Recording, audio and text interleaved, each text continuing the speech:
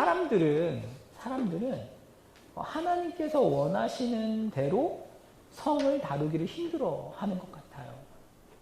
고린도 교회는 성을 너무나 이제 과하게 즐기고 쾌락주의자처럼 즐기는 사람들과 또 한편으로는 성을 죄악시하는 사람들로 이렇게 나누어져 있었던 것이죠.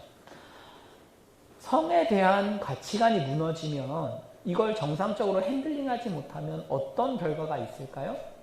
결혼관이 무너지죠. 그렇죠? 그러니까 결혼에 대한 이제 어떤 생각들이 바뀌는 것입니다. 그래서 고린도전서 7장에서 결혼 문제를 쭉 다루는 거예요. 결혼을 해야 되냐 말아야 되냐, 결혼을 하면 어떻게 살아야 되냐, 어느 정도 어려움이 있으면 헤어져도 되는 것이냐, 이런 이야기들이죠. 그래서 바울이 결혼 문제의 해법을 구하는 사람들에게 대답으로 제시한 것이 무엇이었어요? 부르심이었습니다. 부르심. 결혼을 깨가면서까지, 결혼을 말 그대로 해체하면서까지 거룩해지고자 하는 열망은 하나님이 주신 것이 아니라 자신이 외형적으로 더 거룩한 사람처럼 포장하여서 교회에서 자신의 주도권을 잡기 위한 것이었습니다. 5장, 6장에서는 세상에서 주도권을 잡기 위한 이야기였다면 7장에서는 교회 안에서 주도권을 잡기 위한 이야기가 기록되어 있는 거죠. 자, 이렇게 우리가 쭉 이렇게 살펴보았고, 그것을 회복하는 가장 핵심적인 키는 하나님께서 나를 값을 주고 사셨다라는 것이었어요. 우리의 몸은 우리의 것이 아니라 주님께서 우리 몸을 사셨다라는 것이었고, 이런 전체적인 흐름 속에서 오늘 마지막 주제를 다룹니다. 마지막 주제는 뭐냐면 결혼하지 않은 사람들과 또 약혼에서 결혼을 기다리는 사람들과 마지막으로 과부들을 향해서 권면을 남깁니다. 두 번째 한번 보실까요? 그러면서 바울이 결혼을 추천하지 않는 이유를 세 가지로 이렇게 쭉 설명하는데 한번 살펴보겠습니다. 25절인데요. 같이 한번 읽어보실까요? 시작. 내가 주께 받은 계명이 없으되 주의 자비하심을 받아서 충성스러운 자가 돼 내가 의견을 말하노니. 여러분, 이제 25절에 처녀라고 번역을 했지만 실제로 용례를 이렇게 찾아보면 미혼자들이에요. 미혼자들. 그래서 남자도 포함. 무엇이라고 말하냐면 내가 주께 받은 계명이 없다. 무슨 얘기냐? 예수님께서 이 땅에 계실 때 미혼자들에게 결혼을 하라 마라 말씀을 안 하셨다는 얘기예요. 결혼한 사람들을 향해서는 이혼하지 말라는 분명한 지침을 주셨지만 미혼자들을 향해서 결혼을 해라 말아라 이런 말씀은 하신 적이 없는 거죠. 그런데 이제 바울이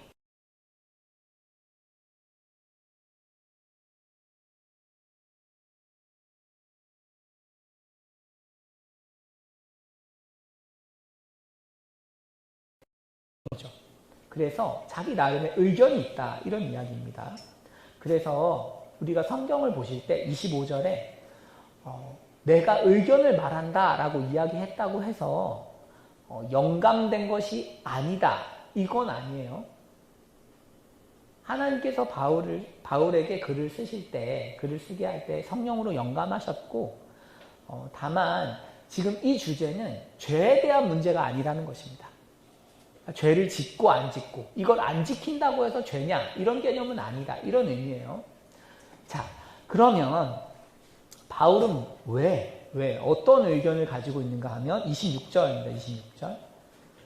네, 한번 같이 읽어보실까요? 시작. 내 생각에는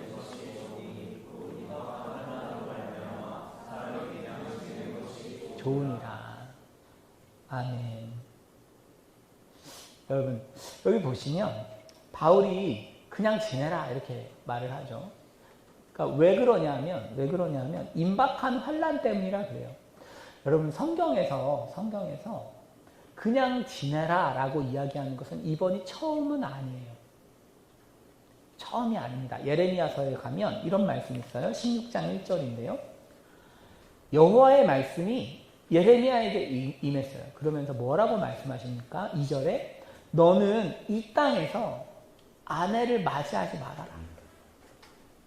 자녀도 두지 말아라. 왜 그럴까요? 왜냐하면 4절 때문에 4절에 그들은 독한 병으로 죽어도 아무도 슬퍼하지 않을 거래요. 그리고 묻어주지 않아 지면의 분토와 같을 것이며 칼과 기근에 망하고 그 시체는 공중의 새와 땅의 짐승의 밥이 되리라. 너무 잔인한 어떤 삶이 기다리고 있기 때문입니다. 예레미야는 남유다의 멸망 직전에 그리고 멸망을 함께한 선지자예요. 그러다 보니까 예레미야에게 하나님께서 뭐라 말씀하시는 거냐면 지금 결혼을 하고 자녀를 낳으면 정상적인 가정을 꾸릴 수 없어. 이거죠. 오히려 슬픔만 더 늘어날 거야. 그러니까 그냥 혼자 살아라. 이런 거죠. 혼자 살아라. 하나님께서 지금 바벨론이 남유다를 침공할 것이고 남유다는 완전히 멸망할 것이라는 것을 말씀하여 주시면서 또 한편으로는 그러니까 결혼하지 마라 이렇게 말씀하시는 거죠. 전쟁통에는 여러분 결혼을 하면 유리합니까? 불리합니까? 불리하죠. 그 얘기 하는 거예요.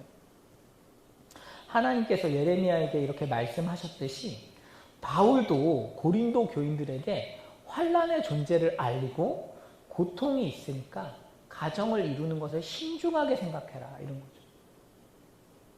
실제로 바울이 고린도 전서를 쓰고 10년 후에 로마의 대대적인 박해가 시작돼요. 가정을 이루면 더 힘든 시즌을 경험한 것이죠. 하지만 단순히 네로 황제의 박해를 의미하는 것은 아니고 우리 전체를 향해서 이야기하고 있어요. 신약 시대는 임박한 심판, 하나님의 심판이 이미 시작된 시대예요.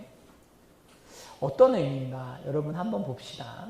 임박한 환란이라는 것은 에네스토산 아난켄인데 이건 뭐냐면 임박한이라고 하면 아직 환란이 안 온 것 같잖아요. 그죠? 가까이 와 있는 것 같지. 아직 멀리 있는 것 같잖아요. 아니, 가까이 있는 것 같지. 지금 당장 환란을 겪는 건 아닌 것 같죠? 그런데 그 번역이 좋지 않아요. 뭐냐면 바울의 용례에서는 현재 이렇게 쓰거든요. 바울 서신을 뒤져보면 이 에네스토산이라는 단어는 전부 다 현재로 번역을 해요. 그래서 현재의 필연적인 환란이다 이 말이에요. 아난케는 필연적인 환란이라는 뜻인데 이런 거죠. 여러분 때로 어떤 환란은 내가 하나님께 순종해서 피해갈 수 있는 게 있습니다. 그죠? 맞나요? 그죠?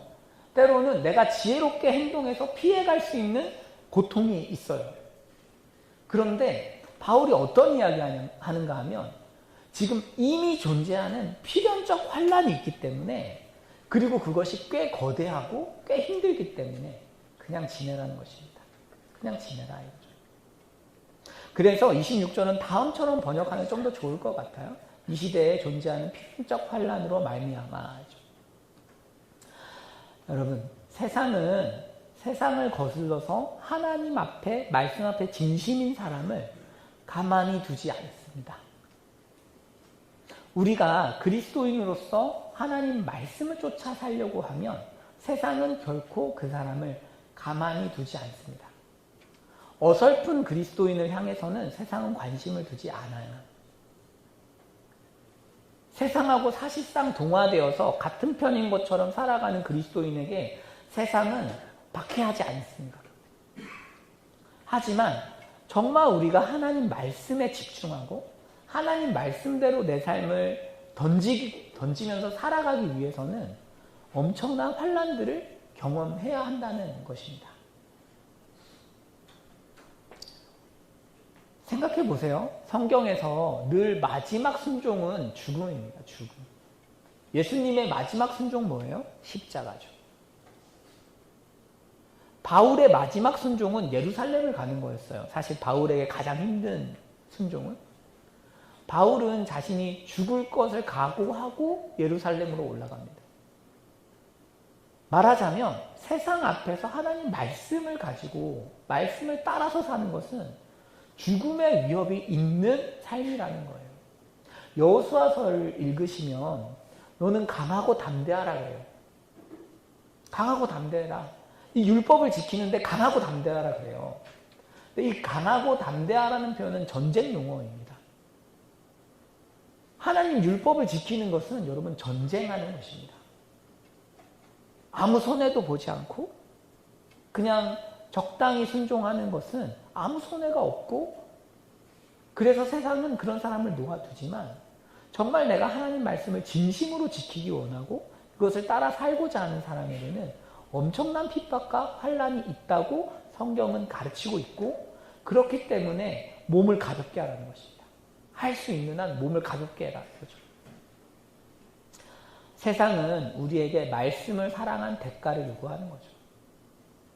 그렇죠? 인생의 짐을 가볍게 해라. 이거죠. 여러분, 이 말씀이 오늘 우리에게 어떻게 적용될 수 있을까요? 세상은 연인의 만남, 이성교제를 어떻게 묘사해요? 좋은 걸로 묘사하죠. 좋은 거. 저는 묵상하다가 솜사탕 같은 거 이런 느낌이 들었는데 굉장히 가볍고 달콤하고 금방 사라지는 느낌. 그런 느낌이 들었어요. 저는 여러분들이 연애하고 시집가고 장가가는 것을 당연히 좋아하고 권면하고 축복합니다. 하지만 성경은 그것을 축복하는 측면도 있고, 또 다른 한편으로는 너무 순진하게 결혼을 바라봐서는 안 된다고 가르치고 있는 것입니다. 어려운 지점이 있다는 거죠. 그러므로 청년 때 하나님의 말씀에 순종하면서 살고자 하는데 이성교제가 방해되지 않을지를 깊이 생각하는 것은 굉장히 현명한 태도입니다. 저희는 1청년부 시절까지는, 특히 제자훈련을 받기 전에는 이성교제를 권면하지 않습니다. 여러분, 이 규칙 아닌 규칙이 여러분들에게 이해가 되십니까? 아, 목사님 진짜 너무 강압적이야. 그죠? 여러분들이 제 앞에서는 차마 그렇게 말하지 못하시더라도 이 룰이 쉽게 이해되지 않는 것이 정상입니다. 제가 처음 선교단체에서 신앙생활을 시작했을 때, 그리고 교회에서 대학부 생활을 시작했을 때 정말 결코 이해하기 어려운 규칙이 있었는데, 그것은 선교단체와 대학부 모두 졸업학년이 되어야만 이성교제를 할 수 있다는 룰이었어요.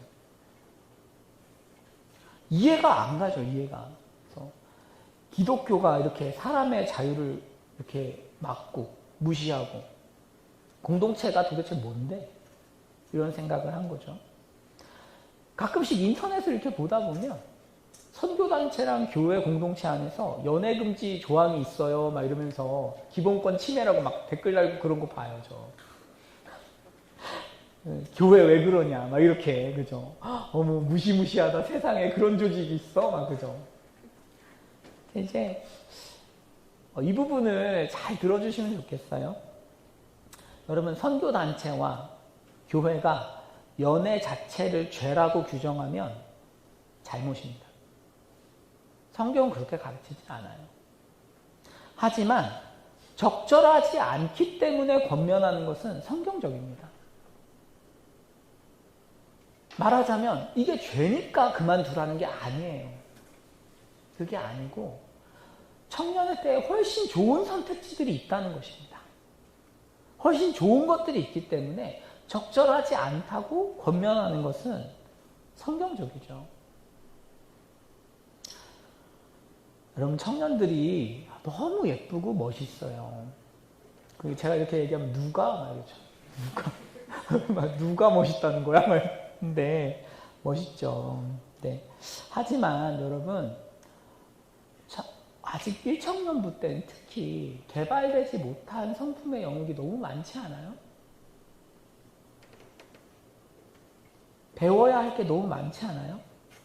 여러분, 멋진 신앙 고백을 한다고 해서 신앙이 견고한 게 아닙니다. 신앙은 짧은 시간에 배울 수 있는 게 아니에요. 시간이 오래 걸려요. 완성되는데 시간이 걸려요. 자신의 이기심과 자기 중심성을 하나님 앞에서 계속 깨보면서 자신이 성장하는 것이기 때문에 멋진 외모에 속고 예쁜 외모에 속아서 연애를 시작하면 어떤 결과가 기다리는가? 상대방의 이기심에 놀라요. 그리고 내 이기심에 놀라. 아, 나 이렇게 못된 인간이었어? 그렇죠. 자기 빼고는 다 알고 있었어요, 사실은. 그렇죠? 깊은 고통을 경험하는 거죠. 여러분, 이렇게 생각해 봅시다. 금메달을 따기 위해서 출전한 장거리 달리기 선수가 발목에 모래주머니를 차고 달리는 것, 그게 청년 때의 연애입니다. 그런 이미지예요. 무슨 돌을 하나 달고 뛰는 거지. 힘든 거죠. 그런 것을 우리는 적절하지 않다고 해요. 뭐 그럴 수 있죠. 선수 취향이 좀 이상할 수 있잖아요. 그죠? 아, 나는 돌이 너무 좋아요. 막, 그죠? 그치만 기록은 안 나오겠죠. 그러니까 저희가 코치로서 당연히 안 했으면 좋겠는데 이런 말을 할 수는 있는 거죠. 안타깝게도 어떤 청년들은 제가 이렇게 보면 이야기를 들으면 우는 사자 같은 사람들이 있어요. 우는 사자처럼 막 이성을 찾아다니는, 막 돌아다니고, 그죠? 얼마 전에 한 자매가 저한테 오셔가지고 인스타로 일면식도 없는 청년이 DM 보낸다고 우는 사자라고 저장하라고 하려고 그러더라고요. 우는 사자죠. 뭐, 죄송합니다. 네, 그럴 수 있어요. 근데 그런 분이 혹시 이곳에 안 계시지만 이걸 듣고 계신다면 사람 말고 좀 말씀을 더 사랑하면 좋겠어요.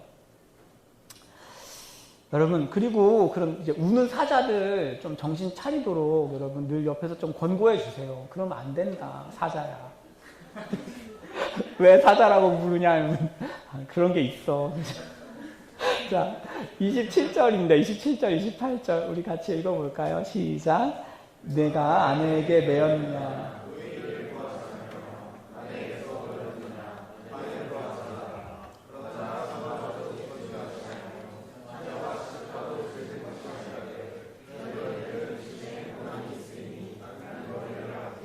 아멘. 이렇게 26절까지 말을 해놓고 바울이 걱정이 되는 거죠. 어떤 애들은 또 이 말 듣고 아내가 진이었구만, 헤어져야겠다, 이런 사람이 있을 수 있다는 거죠. 그래서 바울이 구하지 마라 이런 거죠. 그냥 살아라, 네 인생이야. 아내에게서 놓였니? 그러면 구하지 말아라. 그냥 그대로 좀 있어라 이런 거죠. 그러면서 바울이 분명히 하는 거 있어요. 뭐예요? 죄 짓는 게 아니라는 거지. 죄 짓는 거 아니다. 결혼이 죄 짓는 것이기 때문에 내가 이렇게 거절하고, 그러니까 뭔가 추천하지 않는 것이 아니라 고난이 있어. 힘든 거야, 결혼은. 그래서 그러면서 바울이 나는 너희를 아끼노라 이렇게 이야기하는 거죠. 여러분, 제가 또 김문진 목사님이 연애하지 마세요, 좀 하지 말아주세요 하는 게 이렇게 강압적으로 막 공동체에 헌신시키기 위해서 하는 게 아니고, 여러분, 아껴서예요. 여러분, 너희를 아끼기 때문이에요. 정말 고난이 있어요, 여러분. 대가를 치를 거예요. 목사님의 말을 듣지 않은. 그러니까 이제 고생 많이 할 거예요. 그래서 연애하는 것이 곧 죄 짓는 것이라서 저희가 말리는 게 아닙니다. 그런 것이 아니라 훨씬 더 좋은 선택지가 있기 때문에 여러분 인생 귀하잖아요. 그러니까 하지 말라는 것이죠. 심지어 여러분 여기에 결혼 같은 경우는 연애랑 또 다르잖아요. 그렇죠? 결혼은 진짜 죄가 아닌데 연애는 그 자체는 죄가 아니지만 성적인 위험이 있잖아요. 그렇지 않나요? 성적인 어떤 하나님이 좋아하시지 않는 행동을 할 위험이 있기 때문에 당연히 추천할 수가 없는 부분이 있어요. 자, 그 다음입니다. 세 번째 볼까요? 결혼을 추천하지 않는 두 번째 이유, 이제 세상이 멸망 중이기 때문입니다. 자, 29절 한번 읽어보실까요? 시작. 형제들아, 내가 이 말을 하노니 그때가 단축하여진 고로. 여러분, 이제 바울이 결혼을 추천하지 않는 두 번째 이유예요. 29절에서 중요한 표현은 그때가 단축하여진 고로라는 표현인데, 이 표현을 직역하면 시간이 짧다 이거예요. 시간이 짧다. 그런데 이 시간이라는 게 여러분들 많이 들어보셔서 아시겠지만 이제 카이로스의 시간이에요. 카이로스의 시간이라는 거는 결정적인 시간이다 이런 얘기죠. 결정적인 시간이 얼마 안 남았어 이 얘기하는 거예요.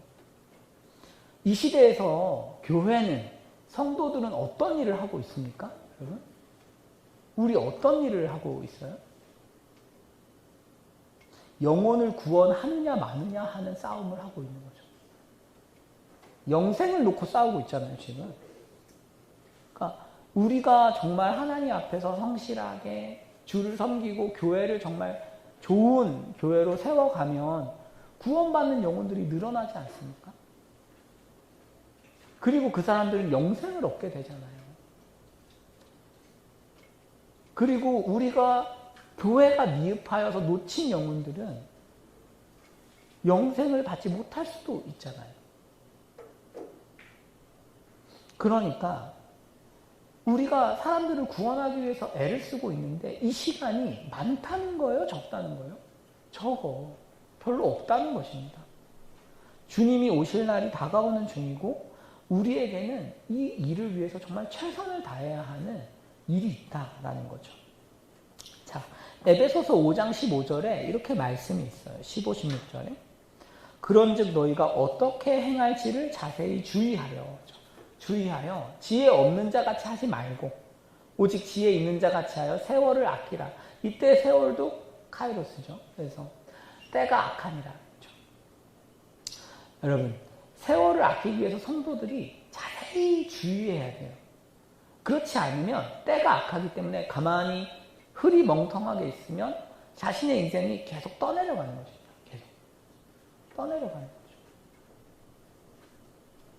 그러면서 지혜 없는 자처럼 내 인생을 경영하게 되는 거죠. 그러니까 바울이 그러지 말아라 이런 얘기예요.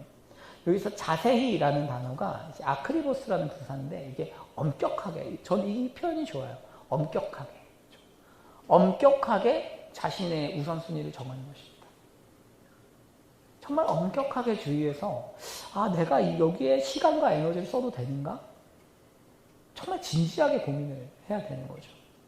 우리는 감정과 상황이 흘러가는 대로 에너지를 쓰는 것이 아니라 하나님 말씀이 원하시는 곳에 우리의 시간과 에너지를 사용해야 되죠. 만약에 우리가 감정과 상황을 따라서 에너지를 많이 쓴다면 어떻게 될까요? 많은 손해를 보게 되는 거죠. 그래서 바울이 그렇게 하면 안 된다 이런 얘기죠. 그러면 구체적으로 엄격한 판단이 뭘까요? 29절입니다. 29절, 30절 같이 읽어보실까요? 시작.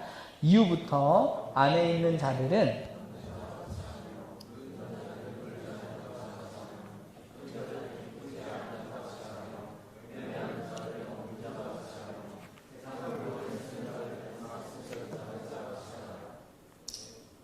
여러분, 안에 있는 자들은 없는 자 같이 하래요. 위험한 발언 아닙니까? 근데 이제 이게 무슨 얘기냐 하면 가끔씩 저는 이제 사역자니까 늘 좀 아내를 좀 희생시키는 부분이 있어요. 저 사실 청년 때 목사님들이 이런 얘기하면 크게 와닿지 않았어요. 그런데 이렇게 보니까 이제 목사의 삶이 저녁이 별로 없으니까 새벽에 나가서 이제 밤늦게 들어오니까 이미 희생을 하고 있어요. 제 아내가. 그런데 대부분 목사님들 다 그러시죠. 그런데 이제 동기 목사님들 중에 어떤 분을 보면 정말 아내 때문에 아무것도 못 하시는 분도 계세요. 그러니까 사모님이 사모님 의견이 너무 중요하고 사모님 안전과 뭐 이런 것들이 너무 중요해서 아무것도 못해. 그거는 옳지 않잖아요. 그러니까 청년이랑 1대1 신방도 못해요. 그래서 청년부를 못 맡는 거지. 그래서 저 전에 교회 전전 목사님은 사모님이 좀 의부증 같은 게 있으셨어요. 그래서 1대1로 신방을 못 하는 거지. 결국은 이제 교회로 옮기셨었는데 그런 거죠. 그러니까 아내나 가족이 너무 최우선 순위가 돼서 사역을 못 해. 옳습니까? 아니라는 거죠. 적절하지 않다. 그리고 우는 자들은 울지 않는 자 같이 하라는 것, 기쁜 자들은 기쁘지 않은 자 같이 하라는 것은 삶의 슬픈, 기쁨, 상황과 감정에 너무 휘둘리지 말라는 거예요. 여러분, 순종할 때 기준이 감정인 분들이 상당히 많아요. 그러니까 물론 하나님 우리 감정을 터치하시기 때문에 감정 무시하라는 거 아닙니다. 그렇지만 그것이 너무 과한 분들도 계시죠. 마지막은 부에 집착하지 말아라 이런 거죠. 부유해지기 위해서 너무 애쓰지 말아라 이런 거죠. 지금 바울이 말하자면 가족이라는 중요한 거, 가족 중요하지 않습니까? 우리의 감정도 중요하잖아요. 하루만 우울해도 우리가 살기가 싫은데 감정도 중요한 것입니다. 그리고 소유도 중요한 거예요. 그런데 이 대표적인 인간의 가장 중요한 요소들을 마치 아무것도 아닌 것처럼 이야기하는 이유가 뭘까요? 그것은 31절 하반절 때문에 그래요. 31절 하반절. 이 세상의 외형이 지나가기 때문입니다. 그러니까 뭐냐 하면 다 지나가고 있어요. 지나가고 있어요. 그러니까 말하자면 다 사라지고 있어요. 이 단어 파라게이라는 단어는 여기에서 파노라마가 나온 거예요. 지나가는 거예요. 지나가는 거. 그래서 이 원래 이제 파라고라는 단어가 배우가 무대에서 계속 사라지는 것을 의미한다고 합니다. 계속 이제 사라지는 거죠. 이 세상의 외형? 저희가 죄송합니다. 제가 또 눈물의 여왕 얘기를 안 할 수가 없는데 눈물의 여왕을 보면 재밌는 드라마를 보면 끝나지 않을 것 같잖아요. 거기 막 몰입했을 때 막 끝나지 않을 것 같아. 근데 금방 사라지죠. 그런 거죠. 이 세상이라는 게 그런 거죠. 그러니까 끝나지 않을 것 같아. 이 세상은 끝나지 않을 것 같아. 그래서 우리가 결혼에도 집중하고 우리가 막 소유를 어떻게든 더 가지려고 하고 내 감정을 막 소중히 여기지만 지금 바울이 얘기하는 건 뭐냐면 그거 별로 안 중요하다. 왜? 사라질 거니까. 그래서 이 파라게인 지금 현재 직설법 능동태여서 계속 지나가고 있는 중이에요. 계속 멸망하는 중이에요. 이미 계속해서 지속적으로 지나가는 중이에요. 그러니까 세상이 어느 날 갑자기 망하는 게 아니고 여러분 지금 망하는 중이에요. 지금 이 세상의 질서가 계속 멸망하는 중이에요. 우리가 삶을 볼 때 그리스도인 프레임이 되게 중요하거든요. 결국 여러분 말씀을 듣는다는 게 삶에 대한 프레임을 바꾸는 건데 바꾸시는 건데 우리가 삶을 바라볼 때 아무 문제가 없는 그런 어떤 배나 이런 걸로 생각하시면 안 되고 사실 타이타닉 같은 거예요. 우리 멸망하는 중이에요. 이 세상이.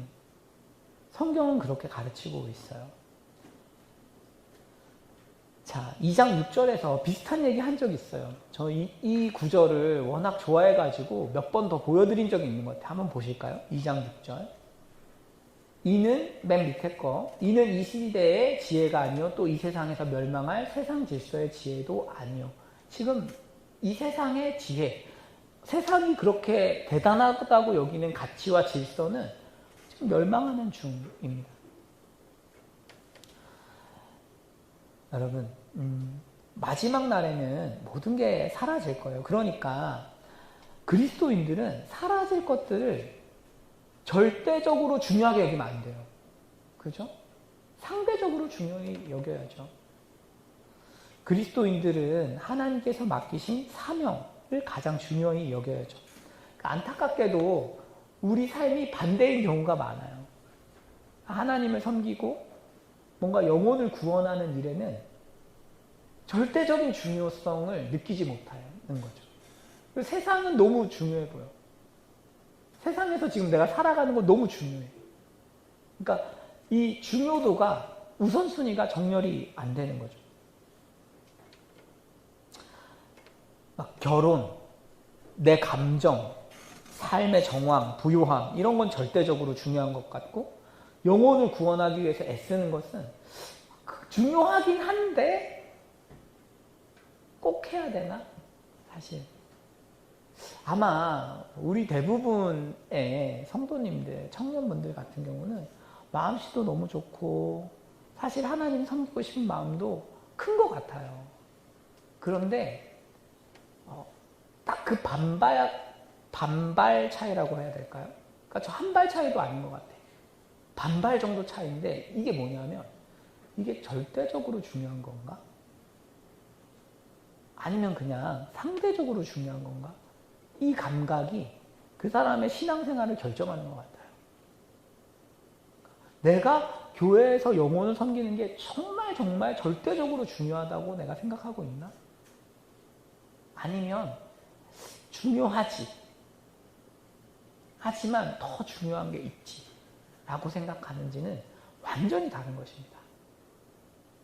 자, 그런데 우리가 대화를 하면 다 중요하다고 얘기를 하고 있기 때문에 잘 드러나지 않는 것이죠. 자,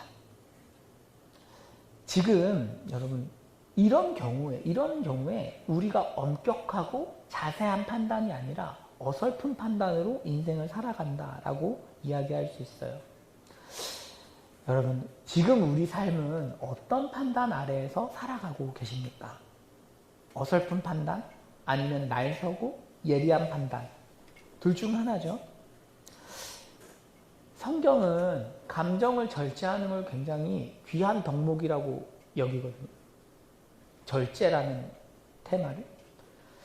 근데 어느 날 제가 그런 생각했어요. 왜 우리 청년들과 이렇게 대화하고 하면서 이성교제에 있어서만큼은 이렇게 어려워할까?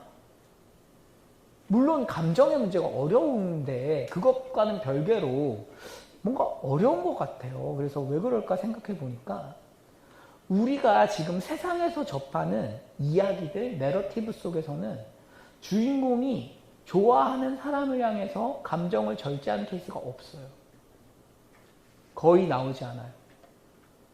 그러니까 감정을, 내가 좋아하는 사람을 향한 감정을 숨기거나 그 감정을 뭔가 내려놓는 것에 대한 이야기를 들어본 적이 없어. 그걸 주인공이 절대 안 해요.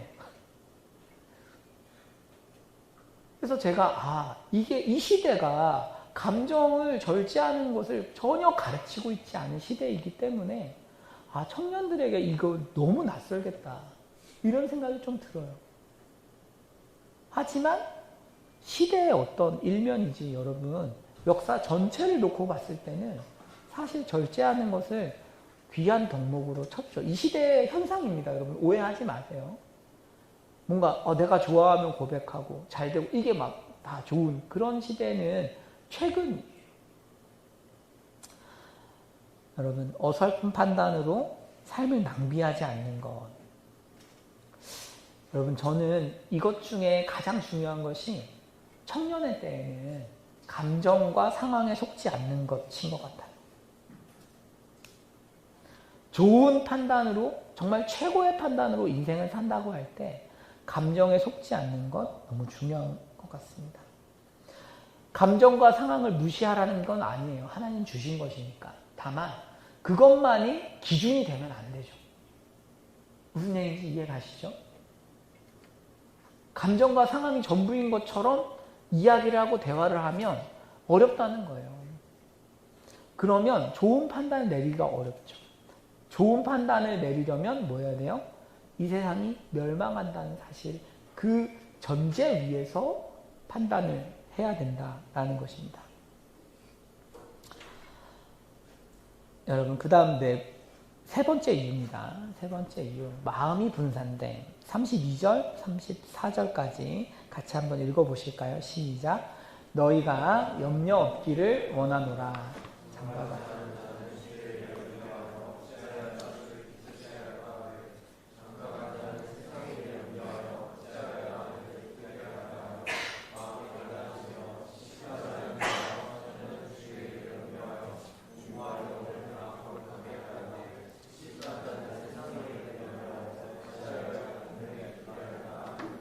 아멘.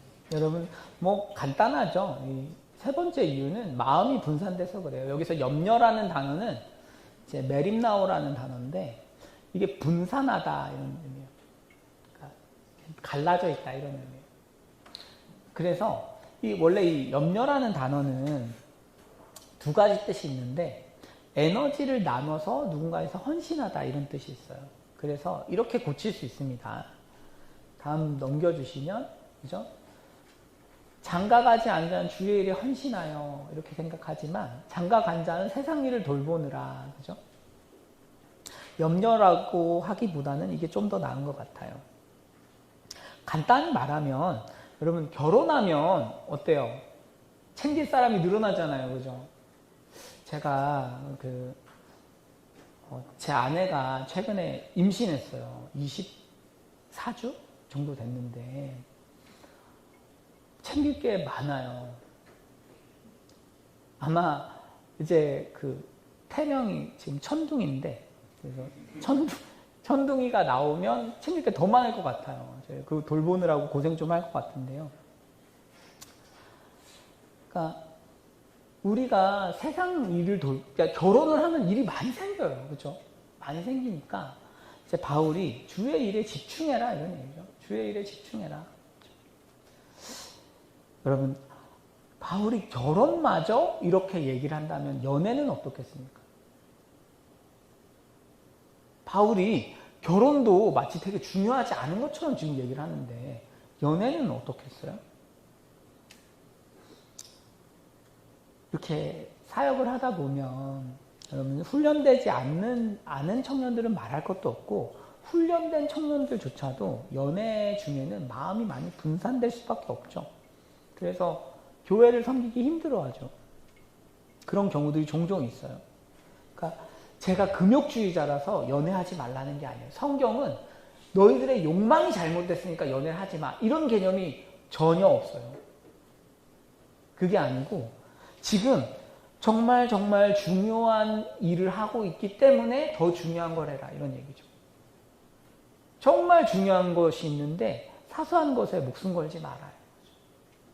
제가 재수 때였나? 여러분 그런 경험 있으십니까? 수능을 하루 남기고는 모든 게 재밌다는 거? 그런 거 혹시 아시나요? 수능을 한 3일 남겼나? 근데 꼭 공부 못하는 애들이 책방에 갔다가 제가 그때 기억나. 그때 무협지를 빌렸어요. 무협지를. 그래서 이름도 기억나요. 뭐 무당마검이었나? 그래서 야, 이거 너무 재밌는 거예요. 3일 내내. 여러분 어떻습니까? 중요한 시험을 앞두고 독서실에서 무당마검을 읽고 있는 학생이 과연 얼마나 어리석습니까? 그죠? 죄송합니다. 은혜 안 되는 얘기만 하고 있어요. 자, 근데 그런 거죠. 우리가 청년 때 뭔가 연애에 신경을 쓴다는 게 그런 느낌을 주는 거예요. 성경은 지금 아주 중요한 시험회 때 연애에 에너지 쓰는 게 맞느냐? 과연 적절하냐? 라고 우리에게 도전하는 것입니다.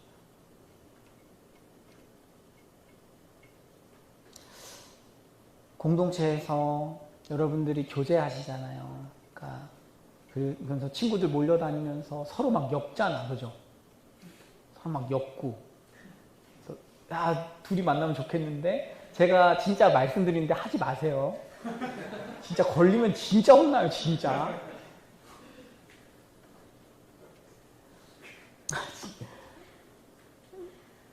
중요한 이야기를 하십시오. 근데 또 오늘 김문지 목사님이랑 얘기하다가 그런 얘기 했어요. 그 얘기가 참 재밌지. 그건 인정을 해야지. 그치만 안 했으면 좋겠다. 그죠? 여러분 중요한 이야기를 좀 하면 좋겠어요. 교제하시면서. 그러니까 지금 누가 마음이 힘들더라. 지금 누구를 좀 더 챙겨야 되겠지? 지금 공동체에 누가 힘든데 좀 더 시간 되면 가서 만나봐.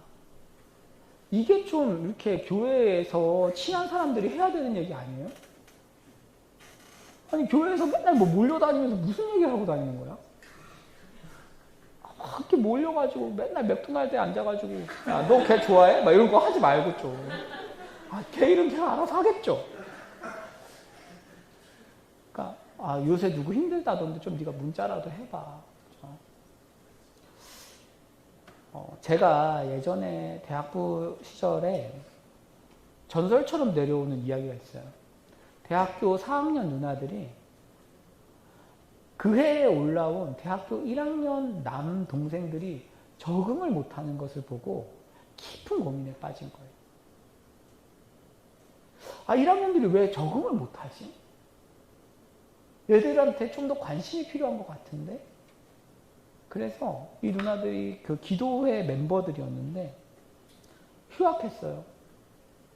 애들 신방하고 밥 사주고 애들 챙기고.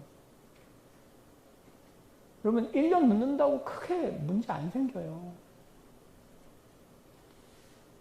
저는 이 얘기를 들을 때 무슨 생각을 하냐면 아 그래 공동체가 그런 얘기를 하는 공동체라는 게 굉장히 좋은 공동체구나 이런 생각이 들어요. 영혼에 관심이 있고 우리가 어떤 구조적으로 이렇게 만나서 순 모임할 때 순장 모임할 때만 있는 게 아니고 늘 그 공동체의 관심사가 영혼을 섬기는 거여서 사적으로 만날 때도 아 그래 그 친구 좀 어렵지 않니? 그래 적응 잘하고 있니? 그렇게 뭔가 선배들이 후배들한테 집중하고 사랑해주고 그것이 어떤 대화의 주제가 되고 그럴 때 공동체 가운데 영혼 구원의 역사들이 막 있는 거죠. 그때 1학년 남동생들 잘 적응해서 목사 되고 선교사 되고 여러모로 또 좋은 그리스도인 되고 사랑의 빚을 받으니까 정말 힘을 다해서 동생들 섬기고 그러면서 공동체가 더 건강해지고 그렇죠? 그래서 사랑하는 여러분 저희 목요일에 이렇게 나오셔서 같이 예배드리고 기도하고 저는 이게 무슨 종교적인 의식을 하자는 거 아니에요. 저한테는 어떤 꿈이 있어요. 그러니까 하나님 저한테 주신 마음인데 정말 좋은 공동체 정말 은혜로 용납받고 정말 사랑으로 품는 공동체에 대한 꿈이 있어요. 사람들이 정말 말씀으로 무장돼서 서로를 그 정도로 품어줄 수 있는 공동체 그거 위해서 애쓰고 있는 거예요. 여러분 35절입니다. 다음 보실게요. 올무를 놓으려는 것이 아닙니다. 35절입니다. 한번 같이 읽어보실까요? 시작. 내가 이것을 말함은 너희의 유익을 위함이요.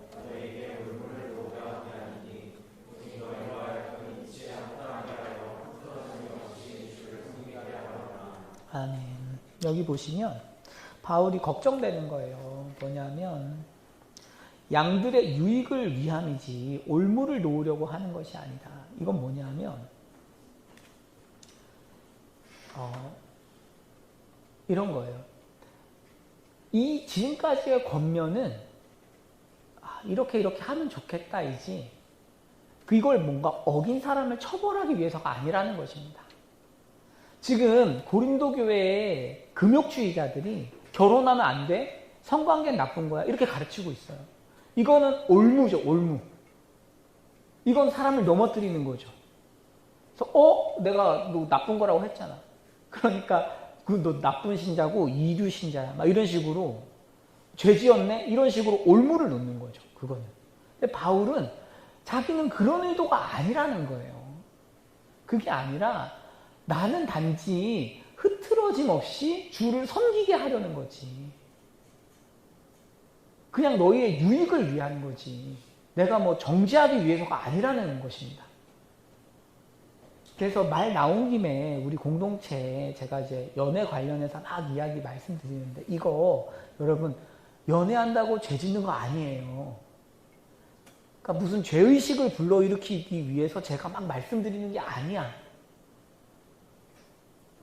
그런데 흐트러짐 없이 주를 섬기게 하기 위해서 그렇게 말씀드리는 거예요. 그래서 권면을 하는 거지. 너 죄 지었어. 공동체에서 막 이렇게 정지하고 공격하고 그 하실 때에도 오해하시면 안 돼요. 동생들이나 이런 분들을 권면해 주실 때 이 부분이 더 좋을 것 같다고 해주셔야 돼. 너 목사님 말 안 듣고 너 잘못했네. 많이 잘못했네. 그거 아니에요. 그런 개념은 아니다. 올무를 놓아서 막 여러분들한테 이렇게 공격하거나 못되게 굴려는 의도는 정말 전혀 없어요. 그렇지 않아요? 네, 이제 선교 가요. 여러분 또 제가 선교 가는데 이 얘기 안 할 수가 없어요. 여러분 죄송합니다. 여러분 선교 가는데 여러분 연애를 하려는 분들이 종종 계세요. 종종. 선교 가면 선교만 해야 되는데 여러분 제발 부탁입니다. 선교 가서는 안 됩니다. 여러분 살려주십시오. 제발. 목사님 마음이 가는 걸 어떡해요. 그죠? 마음은 갈 수 있는데 좀 개인적으로 연락하지 마세요. 선교랑 제자훈련 때는 아니에요. 되게 중요한 거예요. 선교랑 제자훈련 때는 아니야. 왜? 여러분 제자훈련은 진짜 사역자가 너무 힘들어요. 정말 온 힘을 다해서 하는 사역이에요. 그런데 마음이 다른 데 가 있고 지금 되게 중요한 걸 하고 있단 말이에요. 그런데 그러면 너무 공동체 전체적으로 힘들어요. 여러분 선교 가서 밤에 둘이 걸어다니면 되겠습니까? 안 돼요. 그쵸? 밤마다 연락하고 그러지 마세요. 괜히 막 그러지 말고. 정말 마음이 가라앉지 않으면 여러분 만나서 말씀 주세요. 차라리 빠지세요. 차라리 선교를 가지 마세요. 그 무슨 선교가 되겠어요. 그렇죠? 죄를 지어서 빠지라는 게 아니에요. 오해하지 마세요. 죄를 지어서가 아니고 적절하지 않은 거예요. 그 팀에. 이해 가시죠? 그 팀에 적절하지 않기 때문에 빠지라는 거지. 그러니까 적절한 사람이 있을 수 있잖아요. 그래서 그런 의미에서 권면을 하는 거죠. 정죄하는 거 아니에요. 좋아할 수 있고 연락할 수 있지. 그 건강한 거죠. 근데 그거랑은 다른 개념이라는 거예요. 적절하지 않으니까 이런 부분은 멈춰달라 이런 거죠.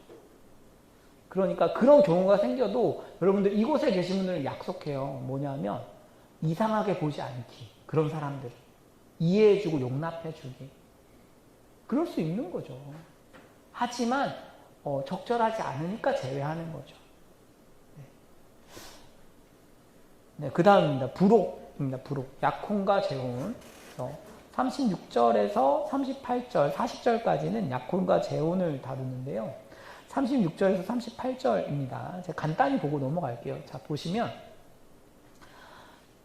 이제 금욕주의자들이 약혼한 사람들한테 결혼하지 말라고 지금 압박하는 거예요.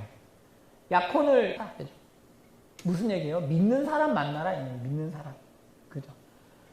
그래서 그러나 이제 바울이 끝에 꼭 한마디 더 붙여요. 그냥 지내라.